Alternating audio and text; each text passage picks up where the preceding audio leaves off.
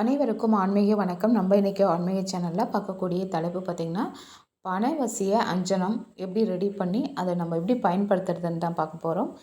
பார்க்குறதுக்கு முன்னாடி நீங்கள் நம்மளோட சேனலுக்கு புதுசாக இருந்தீங்கன்னா ப்ளீஸ் சப்ஸ்கிரைப் பண்ணிக்கோங்க. பக்கத்தில் இருக்க பெல் ஐக்கனே கிளிக் பண்ணிக்கோங்க. அப்போ தான் நான் போடக்கூடிய வீடியோஸ் உங்களுக்கு ஒரு நீங்கள் பார்த்து தெரிஞ்சுக்கலாம். நம்மளுடைய ஆன்மீக சேனலில் அன்றாட வாழ்க்கையில் பயன்படுத்தக்கூடிய ஆன்மீக ரீதியான விஷயங்கள் நிறைய ஒரு வீடியோ போட்டிருக்கேன். அதை நீங்கள் பார்த்து பயன்படுத்திக்கோங்க. சரி, வாங்க டீட்டெயில்டாக பார்க்கலாம். பணவசிய அஞ்சனம் நமக்கு மை ரெடி பண்ணுறதுக்கு அதுக்கு என்ன பண்ணணும்னு பார்த்திங்கன்னா, வெள்ளருக்கு திரி, தாமரை திரி இது ரெண்டுத்தையும் பார்த்திங்கன்னா ஒன்றாக திரித்து நாட்டு பசு நெய் போட்டு விளக்கேற்றி அதில் வரும் கரியை எடுத்து குழப்பி ஒரு டப்பாவில் வைத்து கொள்ள வேண்டும்.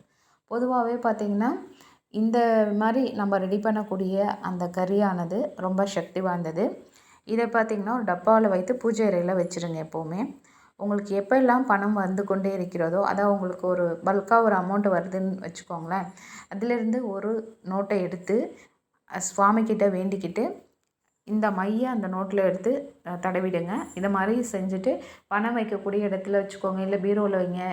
இந்த மாதிரி நீங்கள் வைக்கிறது மூலமாக உங்கள்கிட்ட பணம் வந்து பல மடங்கு பெருகிறத நீங்கள் கண்கூடாக பார்க்கலாம்.